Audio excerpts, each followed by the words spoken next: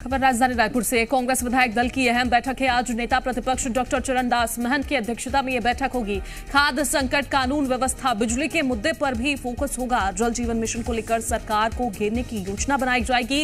हर दिन एक बड़े मुद्दे पर स्थगन प्रस्ताव लाने की रणनीति भी बनाई जा रही है विपक्ष द्वारा। भूपेश बघेल, दीपक बैज समेत वरिष्ठ नेता बैठक में मौजूद रहेंगे। सरकार की घेराबंदी के लिए विधायकों को पूरी तैयारी के साथ सदन पहुंचने के निर्देश हैं।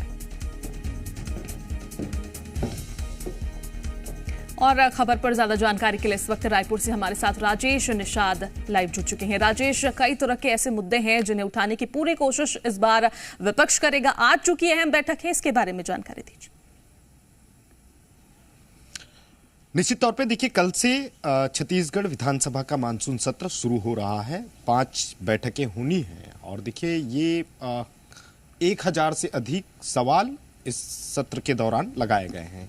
देखिए, इसे लेकर के विपक्ष ने भी पूरी रणनीति तैयार करने की कोशिश में जुटी हुई है। यही वजह है कि आज नेता प्रतिपक्ष डॉक्टर चरणदास महंत की अध्यक्षता में विधायक दल की कांग्रेस की बैठक रखी गई है। ये बैठक नेता प्रतिपक्ष के निवास पे ही आयोजित की जा रही है।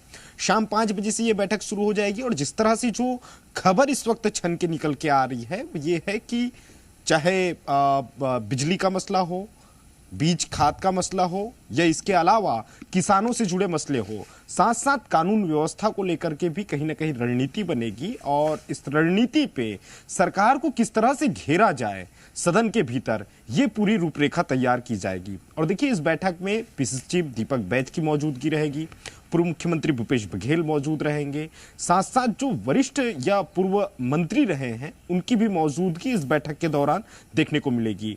क्योंकि देखिए, कांग्रेस सीधे तौर पे सड़क से लेकर के सदन की लड़ाई लड़ते आ रही है और लगातार जिस तरह से सरकार को घेरने की कोशिश कांग्रेस के द्वारा की जाती है, वही कोशिश अब सदन के भीतर भी करने की तैयारी में है।